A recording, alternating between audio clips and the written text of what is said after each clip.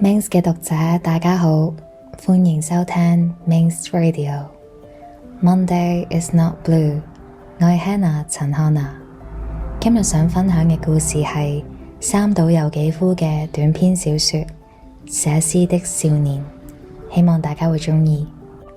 詩源源不絕，非常輕鬆地流暢寫成，印有學習院校名的30頁雜記簿，一下子就寫完了。為何可以這樣每天寫出2-3則詩篇呢？少年很訝異。因病臥床1週時，少年自行編訂了一本1週詩集。他把筆記本的封面剪出橢圓形的洞，可以看見第一頁的詩集這個字，底下用英文寫着1940年5月12號到18號。他的詩在學校學長之間頗獲好評，但他認為那是騙人的。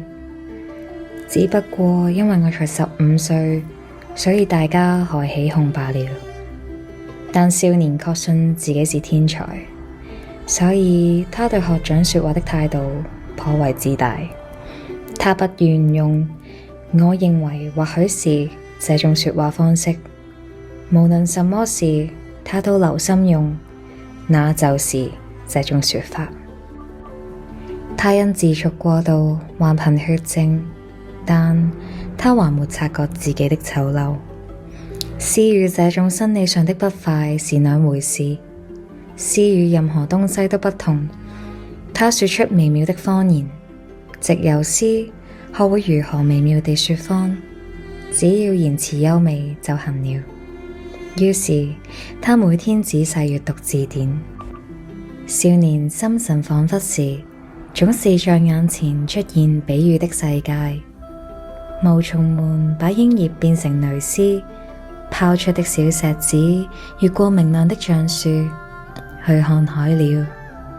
起重機將陰天海面上皺巴巴的床單扯得亂七八糟，在那下方尋找溺死者。金龜子接近的兔子到了淡妝，奔跑者的周遭宛如雕像背後的火焰，空氣混亂糾結緊繃。夕陽是空笑，是殺菌藥水的濃褐色。冬天的樹紛紛朝天空伸出二枝，還有暖爐旁的少女裸體，看似燃燒的薔薇，但走近窗邊才發現那是假花。因寒冷而起雞皮疙瘩的皮膚，變成一片起毛球的天鵝絨花。實際上，世界如此變貌時，他感到無比幸福。詩誕生時，自己必然處於這種幸福狀態。對此，少年並不訝異。從悲傷與詛咒與絕望之中，從孤獨之中誕生詩篇。這種事頭腦雖然明白，但是為此又何必要對自己更感興趣，對自己課以某種問題？雖然認定自己是天才，但不可思議地，少年對自己並冇太大興趣，外界更吸引他。應該說，在他毫無理由感到幸福的瞬間，外界輕易地按照他的喜好成形，這樣的說法或許更適當。詩這種東西是為了保證他當下的幸福才出現嗎？亦或是詩的誕生，他才能幸福？這點不太確定。但那種幸福顯然與大人把你渴望許久的東西買來送給你，或是跟着父母出門旅行的那種幸福不同。那想必不是人人都有的幸福，可以確定那是只有他一個人才知道的東西。無論是對外界或對自己，總之少年並不喜歡盯着看上許久。吸引注意力的對象如果沒有迅速變換成某種影像，比方說嫩葉的葉叢微光，如果那發亮的白色部分沒有變貌，在5月的正午看似盛開的夜鶯，他就會立即感到厭倦，不再注視。考試時出現事先猜到的題目，他匆匆寫下答案後，也沒仔細檢查便交到講台上。比全班任何人都提早離開教室時，他會一邊越過上午空無人物的操場往校門走，一邊看着升旗台的旗杆頂端那顆金球閃閃發光。於是忽然就有了一種難以言喻的幸福感。上面沒有掛旗子，所以今天不是假日，但今天是自己的心靈假日。那顆金球的閃亮似乎是在祝福自己。少年的心輕易脫離肉體，開始思考詩句。這一瞬間的恍惚感，充實的孤獨，異常的輕快，徹頭徹尾的明晰銘釘，外界與內在的親和。當這種狀態無法自動降臨時，他也曾利用身邊的物品勉強試圖換來同樣的銘釘，例如透過虎斑的代母煙盒注視室內猛烈搖晃母親的水粉瓶子，然後望着瓶中白粉一陣亂舞後留下上層澄澈的水，徐徐在瓶底沉澱的情景。他也會毫無感動地使用祈禱或詛咒或侮辱這些字眼。少年加入了文藝社，社裏的幹部把鑰匙借給他，因此只要他想去時，隨時都可以去社團教室。一個人盡情閱讀他喜愛的字典，他喜歡看世界文學大詞典的浪漫派詩人這一項，因為那些詩人的肖像絕對不會有滿臉毛茸茸的大鬍子，每個人都年輕俊美。他對詩人的搏命深感興趣，詩人非得早死不可，就算要夭折，15歲的他還有大把時間，所以基於這種數學上的安心感，少年滿懷幸福地思考夭折。他喜歡王爾德的《祭詞之墓》這首短詩。詩係咁嘅，在生命與愛上年輕時就被奪走生命，為此信教的年輕人躺在這裏，為此信教的年輕人躺在這裏。實際上不幸的災厄如恩寵般襲擊這些詩人，是很驚人的。他相信預定和諧，詩人傳記的預定和諧，相信那個與相信自己是天才，對他來說完全一樣。思考寫給自己的長篇悼詞及死後的名聲是很愉快的事，但想到自己的屍體會有點尷尬。他熱烈地想像煙火那般活着吧，在一瞬間盡情裝點夜空，旋即消失。他想了很多，卻想不出其他的生活方式，但他不願自殺。預定和諧應該以最佳方式殺死他。詩開始令少年在精神上出現怠慢的傾向，如果在精神上更勤勉，想必會更熱心地思考自殺吧。朝會時，學監喊他的名字，叫他到學監辦公室報到。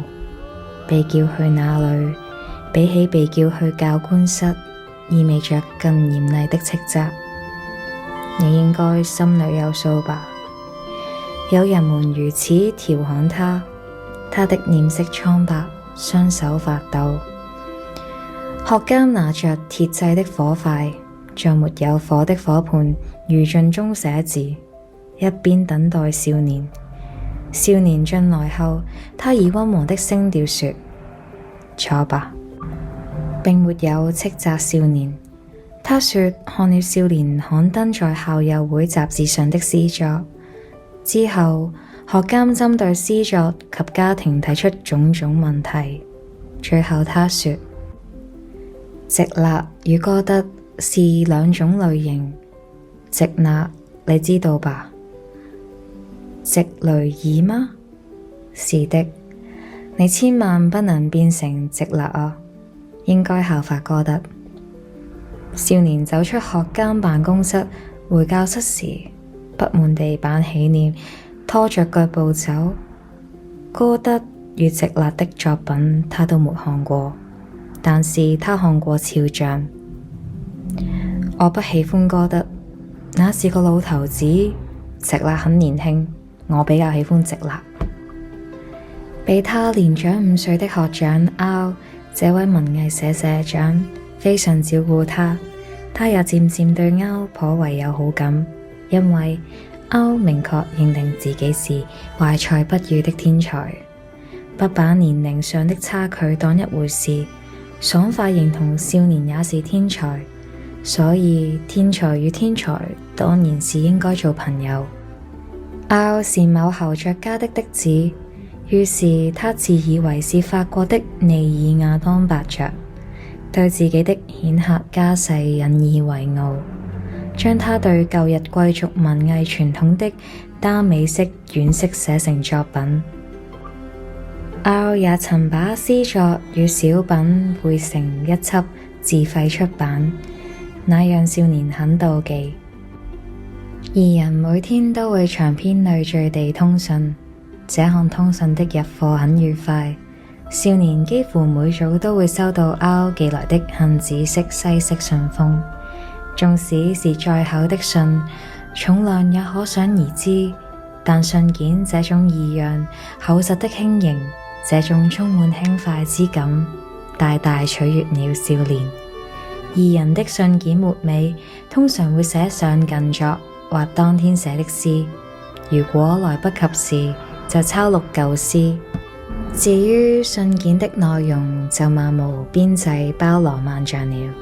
從批評對方前一封信的詩作開始，乃至沒完沒了的閒聊、聽過的音樂、平時家族的小故事、對某位美少女的印象、讀書心得報告，從某個單字啟發了一個詩篇世界的詩意體驗，針對昨晚夢境的詳細敘述等等。對於這種習慣，20歲的青年與15歲的少年絲毫不覺厭倦。但是少年發現在奧的信件背後藏有自己信中絕對沒有的少許憂鬱、少許不安的陰影，對現實的危懼，對於將來不得不面臨某些事物的不安，令奧的信有種惆悵與苦澀。那對幸福的少年而言，似乎是一種絕不會落到自己身上、與己無緣的陰影。我可曾被某種醜陋喚醒？少年不曾這麼想過，也毫無預感。例如歌德最後就是被那個襲擊，忍耐多年漸漸老去，那種東西不可能降臨少年身上。堪稱美麗又醜陋的青春，同樣離他還很遠。在自己內心發現嘅醜陋，全都忘了。把藝術與藝術家混為一談的幻想，令世間天真少女的目光集中在藝術家身上的這種幻想，他自己也深受其害。他對自我的存在分析與研究不感興趣，卻總是夢見自己，他自己屬於那個少女裸體變成假花般不停變幻的比喻世界。創造美的人不可能是醜的，少年固執地如此認為，卻終究沒想到背後還有一個更重要的命題。換言之，美好的人是否還有必要創造美好的事物？必要？若被問到這個名詞，少年肯定會笑了，因為他的詩不是因應必要而生，那是完全自然的。即便自己心生抗拒，詩又會操縱他的手，讓他在紙上寫字。若說必要，就得有某種欠缺的前提，但是並沒有，怎麼想也沒有。首先，他把詩的泉源全用天才這省時的詞解決了；另一方面，他又無法相信自己意識不到的深度欠缺。就算相信，與其將之稱為欠缺，他更喜歡稱之為天才。不過話說回來，少年對自己的詩作並非毫無批判能力。比方說，學長們讚不絕口的4行詩之一，他就覺得輕薄可恥。詩的大意是說，即便如此透明的玻璃切口也是青色的，所以你那清澈的雙眸，想必也能蘊藏許多戀情。他人的讚賞當然令少年很高興，但傲慢拯救了他，讓他不至於沉溺其中。本來就連對歐的才華，他都不太佩服。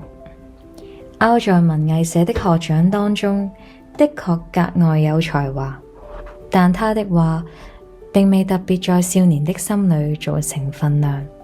少年的內心有個冰冷的所在，若非歐那樣極盡讚美少年的詩才，少年恐怕也不會認同歐的才華了。他沒有品嘗到那每一次的靜默幸福滋味，相對地卻很清楚自己欠缺少年人應有的粗雜感性。每年春秋二季，學習院的中等科與附屬中學會舉行號稱附屬戰的棒球比賽。學習院這邊如果輸了，賽後加油的學弟妹也會圍繞痛哭的球員們跟着一起哭，但他沒有哭，因為他一點也不難過。只不過輸了棒球比賽，有什麼好難過的？他心想，那哭泣的臉離他的心很遙遠。少年知道自己的確脆弱易感，但那種敏感完全照着與他人不同的方向。另一方面，野哭別人對他的心情絲毫沒有影響。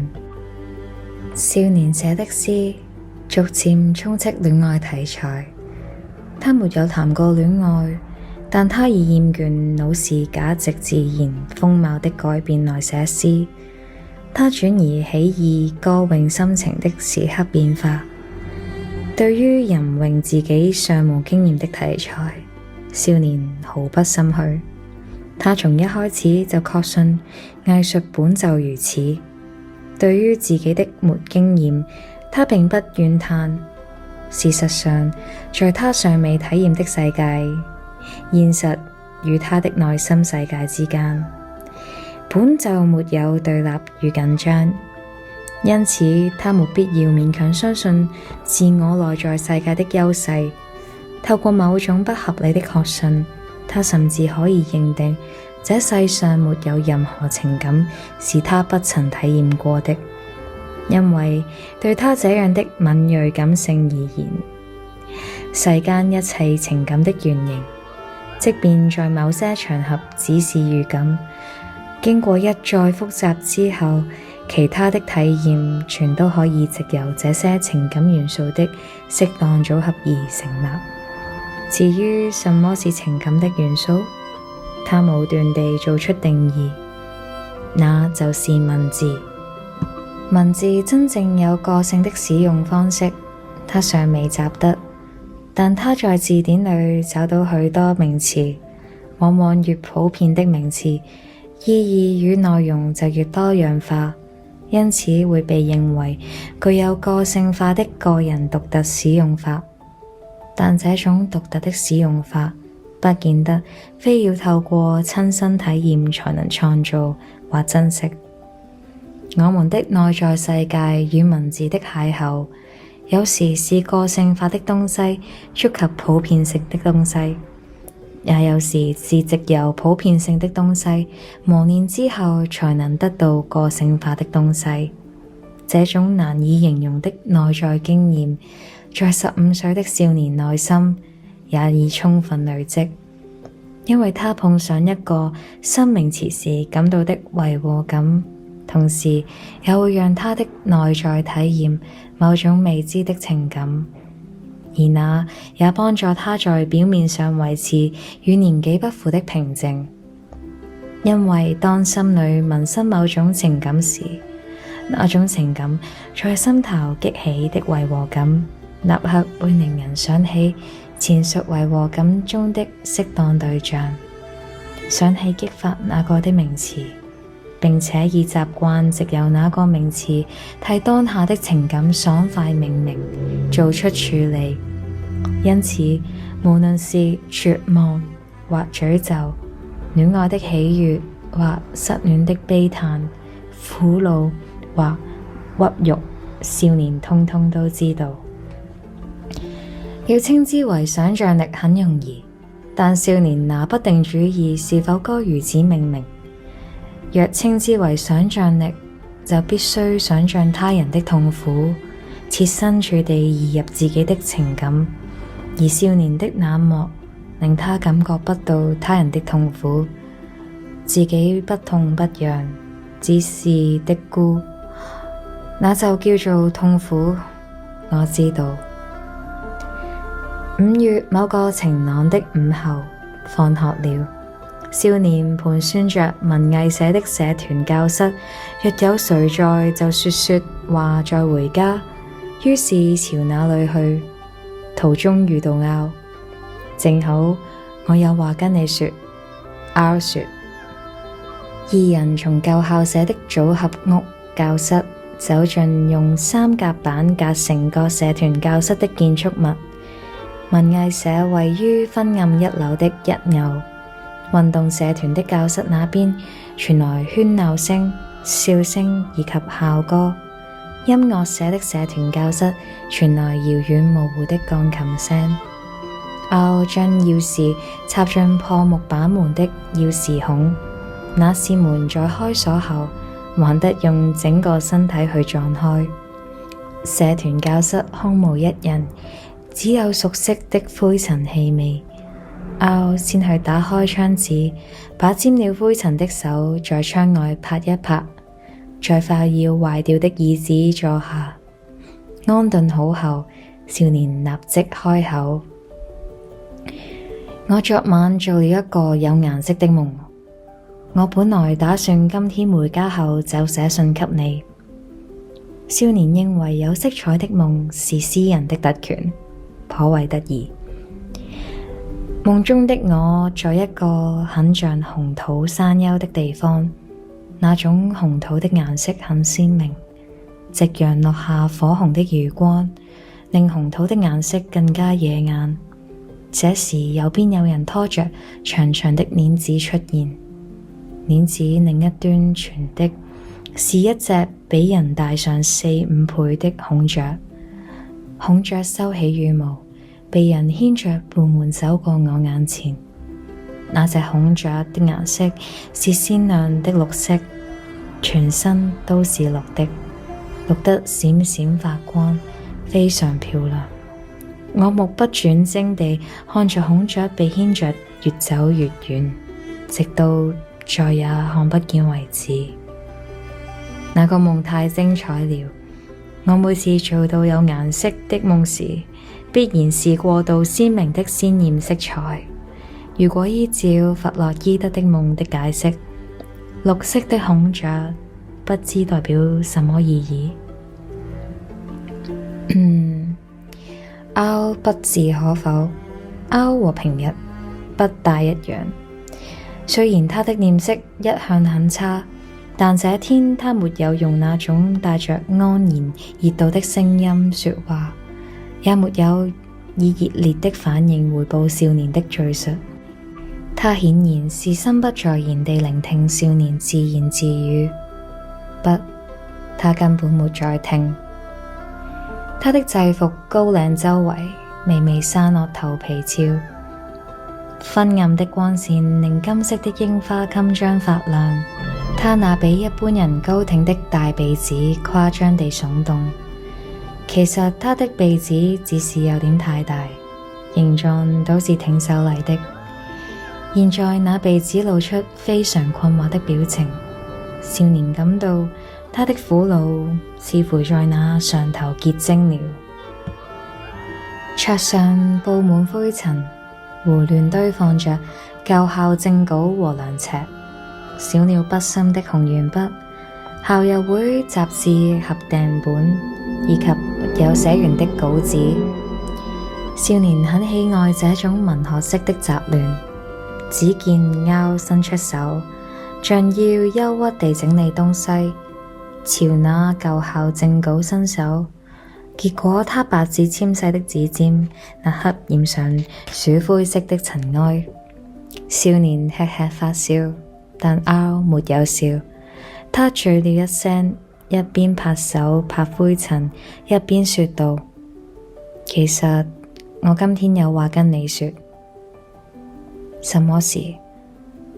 其實我歐欲言又止，然後才連珠炮發似地一口氣說：我很苦惱，我遇上很難過的事。是戀愛了嗎？少年冷靜地問。之後歐這才說出自己目前的處境。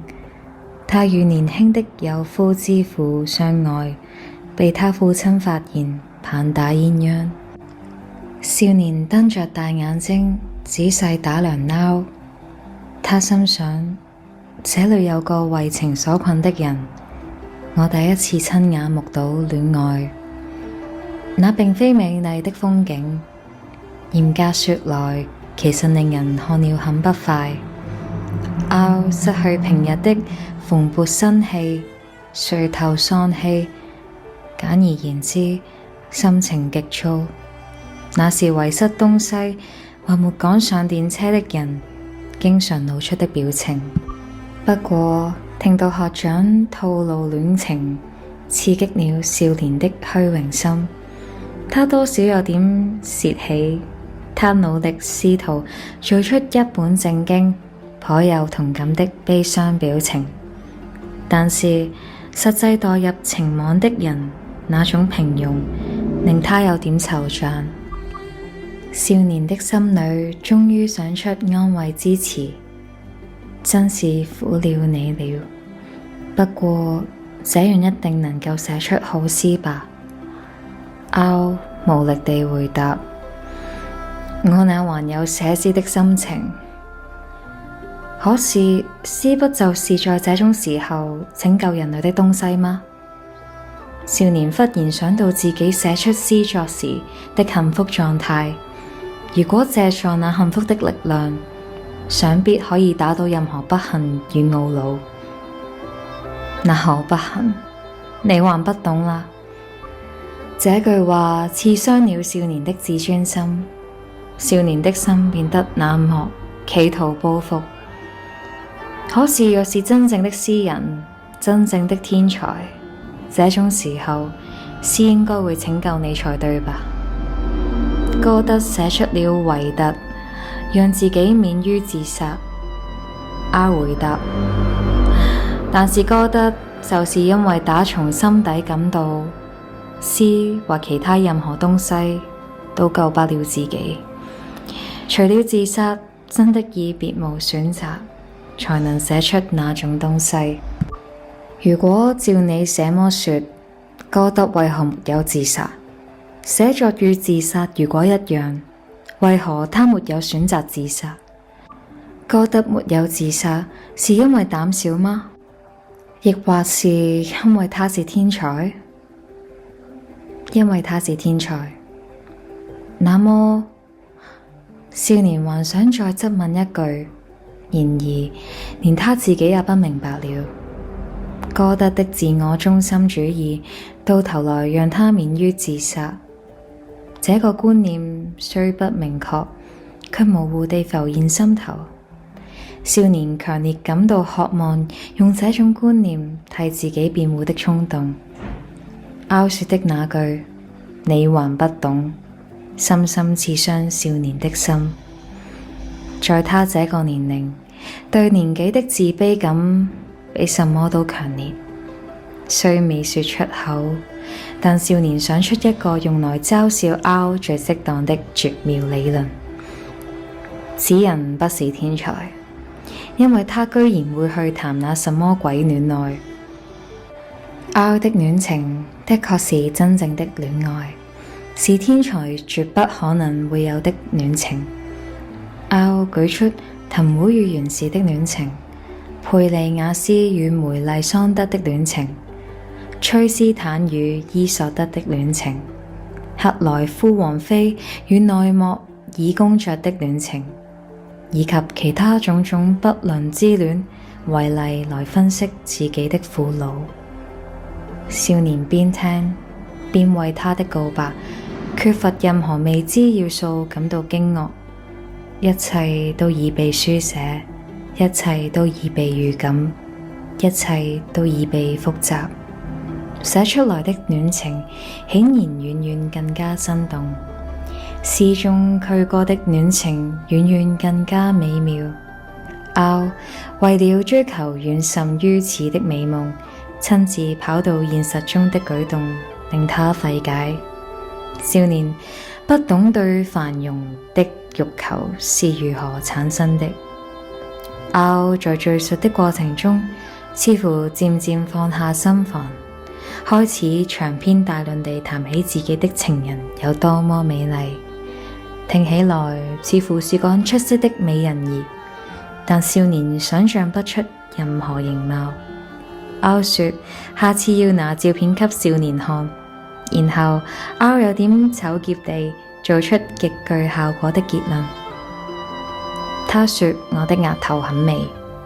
少年看着凹撩起的頭髮下露出的額頭，俊秀的額頭在戶外的微光下，皮膚表面淡淡發光，清晰勾勒出二個無形的大拳頭合在一起的形狀，還真是了不得的額頭。少年暗想，他一點也不覺得美麗。我的額頭也很厲害，但那和額頭很美是兩回事。這時少年忽然有某種覺醒，他發現對戀人或人生的認識之中，必然會夾雜某種滑稽的東西，就是那種少了那個就無法活在人生與戀愛之中的滑稽夾雜物，自以為自己的額頭很美。少年亦然，或許在人生之中也有懷有類似的自以為是，說不定或許我也活着。這種想法令人悚然一驚。你在想什麼？凹一如以往的溫和語氣問。少年咬着下唇笑了。戶外漸漸暗了下來，棒球隊練習的叫聲傳來，響起球被球棒擊中飛向天空那一剎那清脆明快的聲音。或許有一天我也將不再寫詩。少年有生以來頭一次這麼想，但是距離他發現自己不是詩人還有很久很久。